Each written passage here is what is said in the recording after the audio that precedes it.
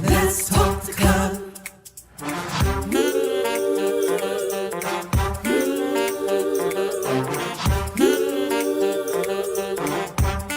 One more thing, like, subscribe, and share. Come on, let's talk the club. Woo!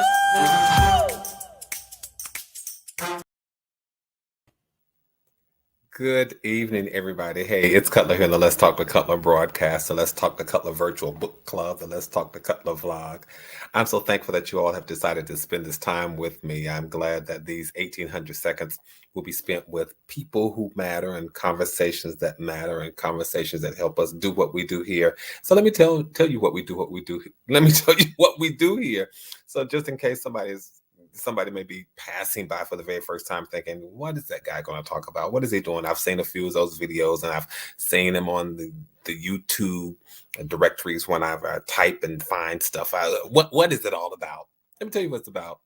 This channel is about making sure that we inspire each other, making sure that we encourage each other, making sure that we take some time each day to see what we can do to catapult ourselves into a space that's called better, to see what nuggets we can take from the day to make sure that we show up a little bit better tomorrow than we did today, or to make sure that we have shown up better today than we did yesterday. It doesn't mean that yesterday was a flop or a failure. It doesn't mean that today didn't go good. It doesn't mean that today didn't go well. It doesn't mean that today even was a flop or a failure, but it means that we're very intentional and we're deliberate about seeing what we can do to always be our best selves, to always present our best selves so that we can show up our best selves or just show up good even in a bad situation. So that's what our conversations are about. That's what we do these Tuesdays and Thursdays for about 1,800 seconds. We just talk about what we could do to become better. And may I say this to you, that better does not have to happen 5 years from now or 2 years from now or 1 year down the road or not even a month down the road. Better does not have to be a long-term goal, but better happens as soon as you believe in your heart and mind that you can be better, that you can be wiser, that you can be more victorious, that you can be more successful. Better happens as soon as you believe it in your heart and your mind. And so that's what these conversations are about. These conversations, I should almost call these seeds of better. I wrote a book some time ago. It's called Billboards to Better, 366 daily quotes that can help us. Why 366? Because of leap year. But I wrote the book so that we can just look at something and say, oh, that's a seed. That will help me. It gives life to a thought that helps me think more positive and less negative, that helps me to be more optimistic and less pessimistic about life, that helps me to see the brighter side, that helps me to see the glass full, half full rather than half empty. That's what this station, that's what this channel is all about. So if that's what you're looking for, you're here in the right spot, the right space, the right place. So thank you for sharing this time. I am so thankful that many of you have already subscribed, but if you haven't done so, if you're one of the people who have not subscribed, do me a favor, go ahead and subscribe. Just go ahead and subscribe and then click on the notification bell because it lets you know whenever I've gone live or whenever I've uploaded new content. And as you're coming into the room, please do me a favor, go ahead and do a thumbs up on the conversation because that thumbs up says to YouTube, you like the things that this guy is talking about. You like the content that is offered on this station. But it also says to me that you're encouraged by our conversations. It also says to me that not only are you encouraged by our conversations, but even sometimes you're challenged by the conversations. I know that things that are good for us are not always good to us in the moment because they challenge us. And who would we be if we could not challenge each other from time to time? Would we ever become better without challenging each other? I don't think so. I am my best self, or I am a better version of me whenever I have been challenged not to show up the same way that I did yesterday. I'm a better version of myself when I am challenged to show up better tomorrow than I did today because it makes me deliberate. It makes me intentional about seeing what I can do to show up as a better person. And I think we all want to show up better. I'm thankful that you all send me emails and text messages and things and in various communiques to let me know that some of the conversations that we talk about and that we offer on this platform are the things that you need from time to time. It encourages me because I show up here because it is my desire to plant seeds that will cause us to see, you know what, better is there. Better may have just been dormant in me for a while, but better is there. I hadn't thought of it like that. I had not considered it that way. And it's not that I'm the smartest person in the room. It's just that I'm taking time to share with you some of my life experiences, some of the things that I've read in literature, and some of the things that I've just been a part of, that have been in my circle, in my space, in my village, in my community, in my network. Those are the kinds of experiences and the things that I choose to share with you all. And I thank you all for being so receptive of those things. So I want to keep on talking about our conversation because some time ago, I started talking about how to deal with self-doubt. A couple conversations ago, if you all remember, we talked about how to deal with self-doubt, because if there's anything that can lead to self-sabotage, if there's anything that can lead to interrupting and paralyzing you in a space and interfering with your self-confidence, it is self-doubt. Self-doubt can take you down this downward spiral.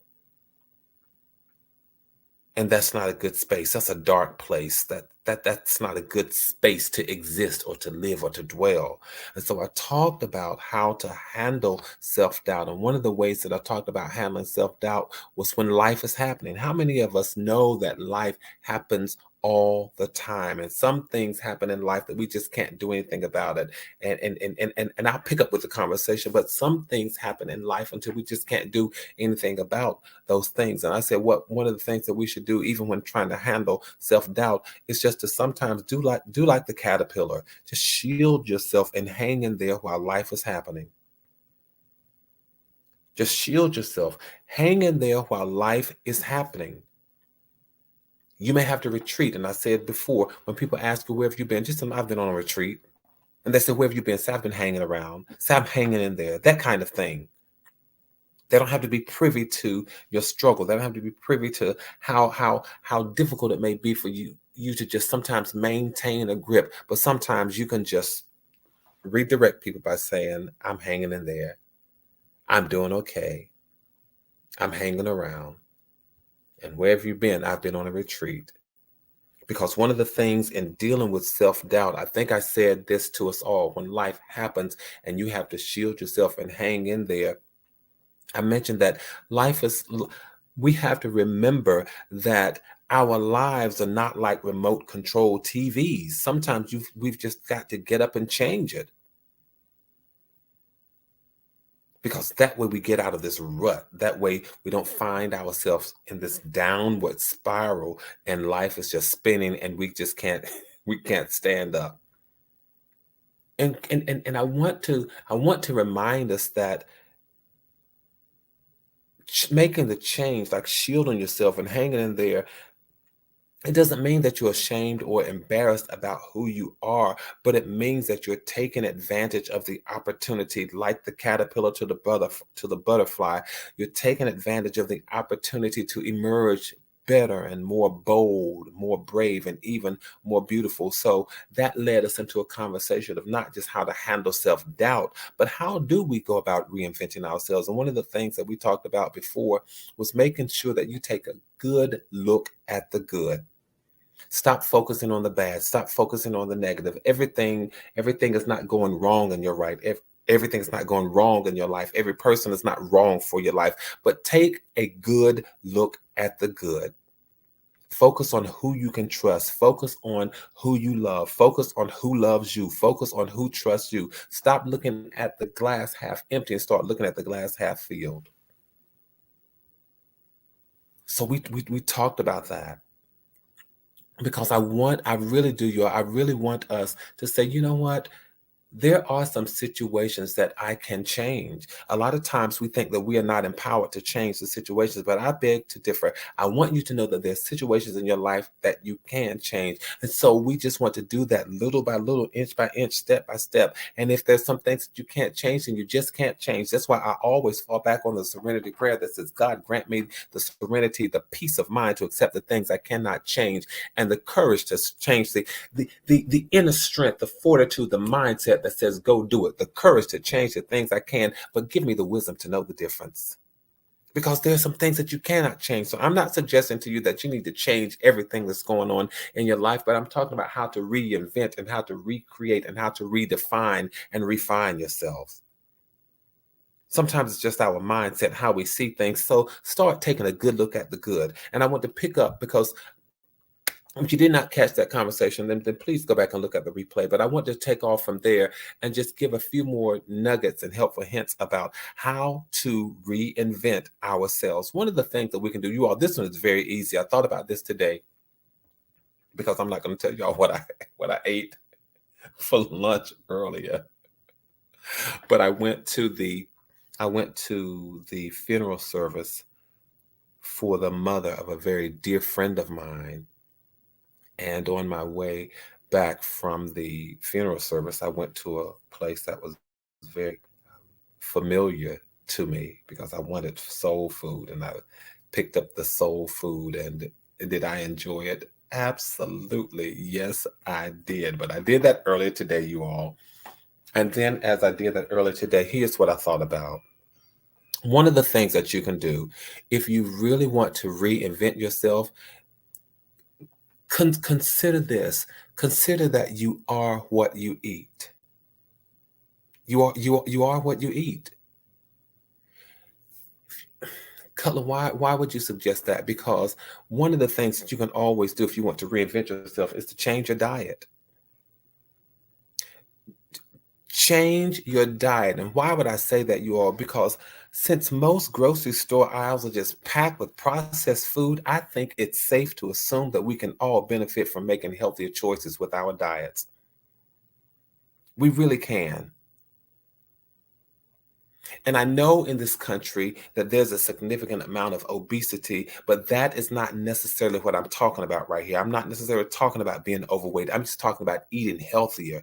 This is about incorporating healthier choices into your diet, because healthier choices will only lead to healthier results and more and better results and more positive results. That's what healthier choices lead to. So if you really want to reinvent yourself, that's something that we can change right there. Just change your diet, change what you eat. And there may be absolutely there may be some additional benefits. Not only might you lose a few pounds, but you will be a happier person. You will be a more resilient person, especially if you eat fruit. The bottom line here, you all, is that changing your diet makes it easier for you to naturally reinvent yourself and become healthier and happier and a better version of yourself from the inside out. Sometimes we say, oh, what can I do? What can I change? I can't change some things. We can change what we eat. And it doesn't mean that we are not healthy eaters. It just means that we could be even healthier eaters. So much processed food in these supermarket aisles. So much processed food. I grew up in an area and a day at a time when my family members raised pigs and cows and ducks and chickens and goats and rabbits, all of that. And they planted their own fields and gardens. There were tomatoes and collard greens and potatoes and corn and carrots and sweet potatoes and even things like peanuts. And my family, we had plum trees and grapevines and peach trees and pear trees and fig trees. We had all of that. Those are healthy choices. Those are really healthy choices. So I became really nostalgic in that moment. Did y'all see how I just went back to that and went back to that place and that space? But I really did become nostalgic. But listen, y'all, we can change what we eat. We really can. We can do that. But here's where I think I want to spend a majority of my time this afternoon in this conversation about how we can reinvent ourselves. And this would probably be a part, and this is the second part of this conversation. We'll probably have one or two more parts of this conversation because there's so much we can do to reinvent ourselves. And I don't want to rush through it. I want to make sure that we really drive the point home that this is something we can do. We're in this together. So I come with an offering tonight that says, my offering is the ability to hear that reinventing is possible. See, sometimes we have to hear it first before we do it. We have to hear that we can do it. We have to accept that we can do it. I offer us the power to hear and accept that we can reinvent ourselves, that we can refine and we can redefine ourselves. So I offer us the power to at least hear that. That's important. And then as we move into the space of doing what we've heard, let's remember to take a good look at the good. Let's remember to change our diet. And then let's remember to clear out the physical and the emotional clutter in your life. I know we talked about that before. I did a whole series about how to get rid of the clutter. I did that before. So if you have not had an opportunity to go back and catch that video, then please do so. Catch the replay about how to clear the clutter, how to handle the clutter in your life, because clutter is the stuff that you know. Clutter is the stuff that you no longer need. It is the stuff that you no longer use. And sometimes it is the stuff that you no longer even like. That's what clutter really is. Think about all the clutter that's in your life. It's stuff that you don't use. Primarily, you don't use it. Sometimes you don't need it, and many times you don't even like it. It is the stuff that no longer serves you well. It's stuff that takes up unnecessary real estate and space in your life. It's the stuff that does not allow you to see the best of you. It's stuff that gets in the way. It's stuff that shouldn't be there. Stuff that doesn't need to be there. It's stuff that takes up space that you could be using for something more substantive, something more valuable, something more important. So if you didn't catch that conversation about how to get rid of the clutter, please do so. Go back and watch it.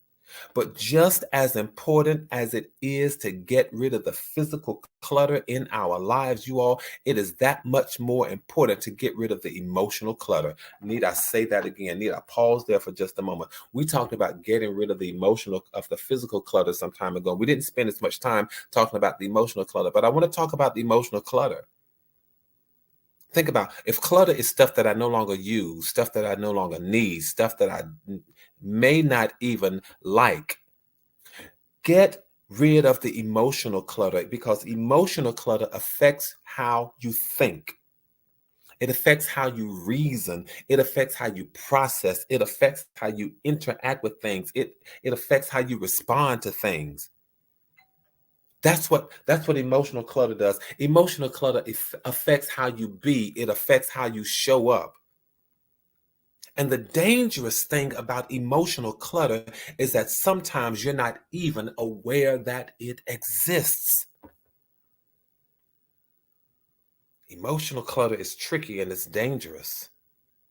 It's frightening and it's scary because we don't always realize that we have emotional clutter. You can look at the physical clutter. You can see the clothes. You can see the magazines. You can see the news. You can see the newspaper. You can see the old shoes. You can see the old boxes. You can see the old plastic containers. You can see all of that physical clutter. But emotional clutter is dangerous because you don't always see it. You don't always know that you have it.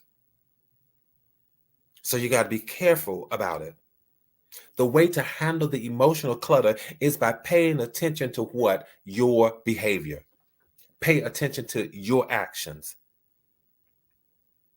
We go through life day in and day out, as we say in the country, as we say in the South. We go through life day in and day out, but are we really paying attention to what we do, how we do it, how we be? Are we really paying attention to our actions? Are we paying attention to what we say, or are we just saying it? Are we just doing? Another way that you can handle it, not only be aware of your actions, but be aware of your feelings. Got to be aware of your feelings. Sometimes you have to stop and ask yourself, how am I feeling? You all remember some time ago when we talked about having to check in with yourself? I'm referencing and referring to a lot of these things that we've already talked about, a lot of these conversations. So if you get a chance, just do a search and then go back and catch the replay. But some time ago, we did a session about having to check in with yourself sometimes. Go back and watch that conversation if you haven't done so. This will help you to become more aware. That's what this is all about. It helps you to become more aware of yourself and your actions and your feelings. If you want to get rid of the emotional clutter, you've got to be aware of what you do and what you say and who you are, how you behave, how you respond. You've got to be aware of it. Got to be aware of it. And it will empower you to make small changes that lead to big differences. I said it before, little by little, inch by inch. That's what we're talking about. We're not talking about an overnight recreation of ourselves, but we're talking little by little, slowly by slowly, gradually by gradually, inch by inch, achievable moment by achievable moment. Obtainable victory by obtainable victory. Little by little, we can reinvent ourselves. But one of the things we've got to do is get rid of the clutter.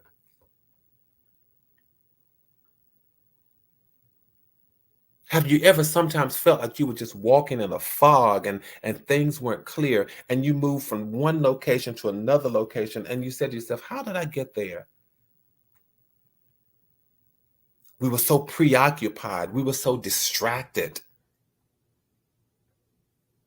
Our attention was snatched by something else, and we forgot to focus on what we were doing. We were walking and not even paying attention to the walk. We were moving and not even paying attention to the move. We were doing, and if I may add, if I may be creative, and not even paying attention to the do. Handle the emotional clutter. Handle the people who cause the emotional clutter in your life. Got to handle it. Because if you're serious about reinventing yourself, if you're serious about showing up as your best self in life, then sometimes it means doing the hard work. And I said to us earlier when we first started talking this evening that sometimes it is about inspiration, yes. Sometimes it is about motivation, yes. But other times it is about challenging ourselves. If I'm going to reinvent myself, if I'm going to be my best self, if I'm going to be the best version of myself, it means I've got to get rid of the clutter. And sometimes the clutter includes the people in my life. But you've got to say to yourself, and if you don't mind, put in the chat, I'm worth it. You're worth it. You're worth considering what does not serve you well. You're worth considering who does not serve you well. You're worth considering what is no longer useful. You're worth considering who is no longer useful. You're worth all of that. And so you have to do the hard work. I'm just reminding you and encouraging you and letting you know you are worth doing the work. Reinvent yourself. Recreate, redefine, and refine yourselves. Oh, yes, your core is still there. Your DNA is still there. Just like the caterpillar. When you see the caterpillar translate or become, go from becoming the caterpillar into the butterfly, the DNA is still there. The DNA is still there. The core of that thing is still there, but it has now suddenly emerged more bold, beautiful, brave, and better. And that's all I'm saying to us, that we can do that. Caterpillar makes that transformation. We can make a transformation and still remain who we are in our core and our DNA. Our core values can still be the same, but we're just refining and redefining just a little bit who we are. That's all. I think I want to take another one, you all, and just add this one to the pot of things that we're talking about in terms of how to reinvent, how to refine. You all hang on to this one. Don't crucify me when I say this. But stop taking the same route. Cutler, what are you talking about? Change up your routine sometimes. These are things that we can do, you all. These are things that we can change. These are things that we can handle. Little by little, we can handle these things. Some of us always, when we get in our vehicles and our modes of transportation, our modes of travel, we take the same route to the mall. Every time we go to the mall, we take the same route. Every time we go to the supermarket, we take the same route to the supermarket. Every time we go to school to drop the kids off, pick the kids up, we take the same route to school. We take the same route to church. We take the same route when we visit family. But how about this? Get off the highway sometimes and take the scenic route. Isn't that something we can handle? Isn't that something you can do? An easy way to get stuck is to get into such a routine that you're always on autopilot. That's what I'm talking about this evening. Sometimes we are always on autopilot. Our lives have become so systematized until we don't even need to think about it anymore. And I don't think that's necessarily a good thing. Not when every facet of our lives becomes so systematized until we don't need to think about it anymore. It's on autopilot. I don't need to think. I just need to do. I just need to do and don't even need to think. That's when life becomes boring. That's when life becomes monotonous and you feel and look stuck. I hope that I hope that wasn't rude. Not to say, yeah, you feel and you look stuck, but a lot of times, have you seen people who just look like they're in a daze, like a deer staring into headlights of an oncoming car, like they're in a fog and just slowly walking like a zombie and just existing, not really living. They're just on autopilot. But I challenge us, you all, sometimes get off the highway and take the scenic route. You don't want to be so monotonous and boring until you feel and look like you're stuck. And I will be the first to admit, yes, I will. I will be the first to admit, you all, that admit that when it comes to some of these easy things in life and some of this easy stuff, I am all for efficiency. Yes, I am. I really am, you all. I'm all for efficiency. And I'm all for systematizing some of the easy things that we do. But it doesn't mean that you can put it all on autopilot and never look back again. I don't want my whole life to run on autopilot. I don't want the majority of my life to happen and I not be aware of it. I don't want things to happen around me in my life that I never take advantage of. I don't want that to happen.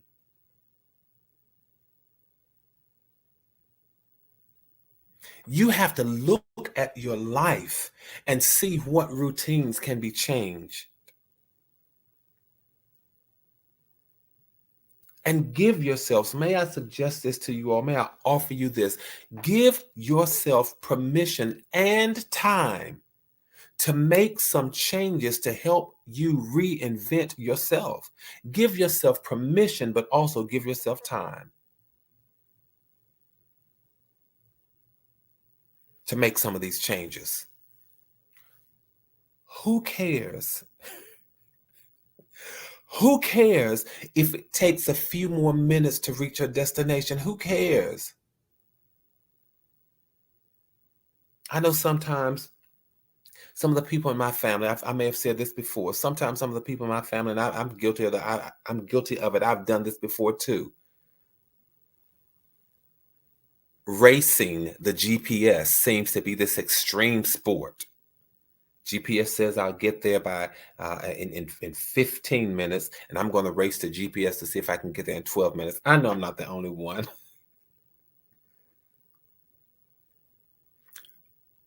But make time. Make the time and take the time to see what you haven't seen before, to go where you haven't gone before, to do what you haven't done before. Change your routine. Take the time and make the time to do what you're doing in a way that you've never done it before. I told you I don't want I don't want a significant portion of my life to happen. I don't want my life to be an autopilot so much until what happens is that a lot of things happen around me and I didn't see it. A lot of people potentially could have come into my life and I missed them. I told you all that I went to the funeral of the mother of a very good friend, one of my dear friends today. One thing I enjoy about and love about my friend is that she's so much like her mother. And her mother was this amazing woman who took advantage of life. I listened to all of the tributes earlier today and I listened to how they honored her life and spoke well of her. Her life was given to helping other people, to helping to bring out the best in other people, for showing up for other people, but enjoying life at its fullest. Not so much on autopilot, not so much constrained and confined by all of the rules of the day. For example, I'll tell you this story and then I got to go, but it was true. The minister was talking and he said one of the things that was going on recently, they were feeding the hungry.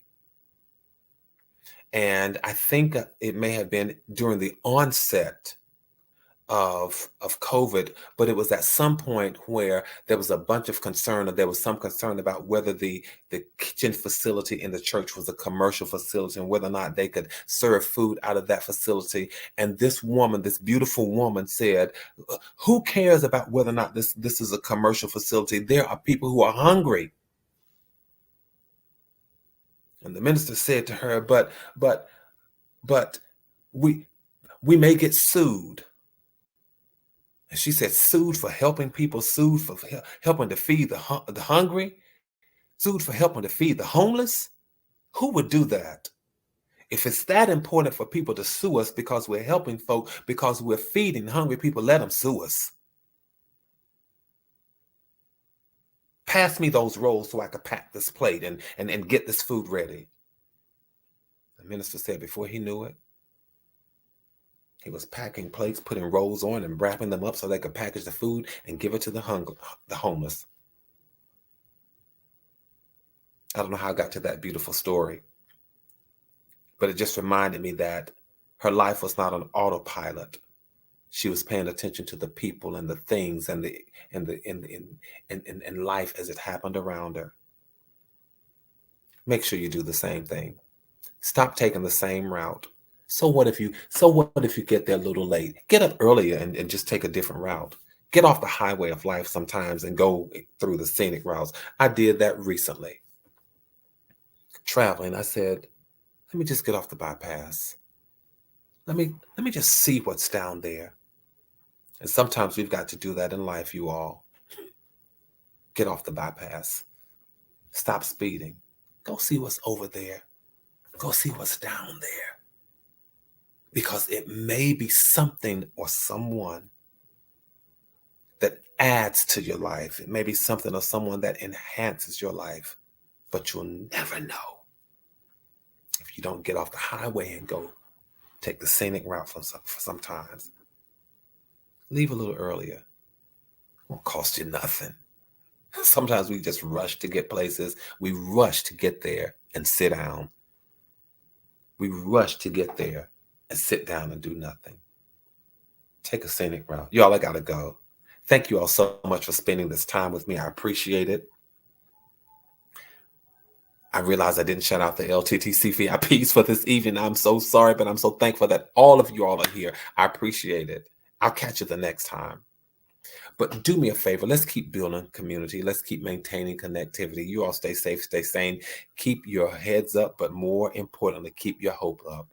And know this, from my heart to yours, there is and always will be so much love. I want you all to work on little by little reinventing yourself and helping others to reinvent themselves too.